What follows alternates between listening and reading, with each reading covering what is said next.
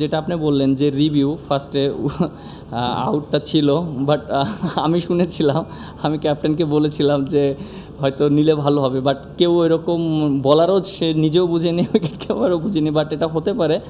আর second thing হলো যে যেভাবে ব্যাটিংটা স্টার্ট করেছে, মানে আসলেই যে ফার্স্ট বলই 6 মেরেছে টেস্ট ক্রিকেটে, এবং যেভাবে ব্যাটিং শুরু করেছিল, বাট আমার জন্য একটু চ্যালেঞ্জিং ছিল বোলিং করা, বাট আমি চেষ্টা করছি টি-20 মুডে বোলিং করার জন্য।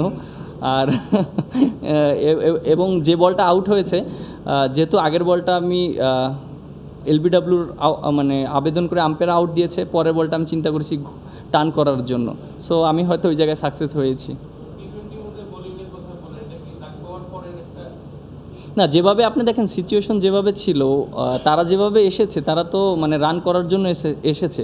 আপনার ফার্স্ট ওভারে 12 রান হয়েছে এবং সেকেন্ড ওভারে আপনি ফার্স্ট 2 বলে 2-6 হয়েছে। সো এটা তো দেখলেই বোঝা যায় যে না, তারা রান করার জন্য এসেছে এবং তারা যত দ্রুত রান তুলে নিতে পারে।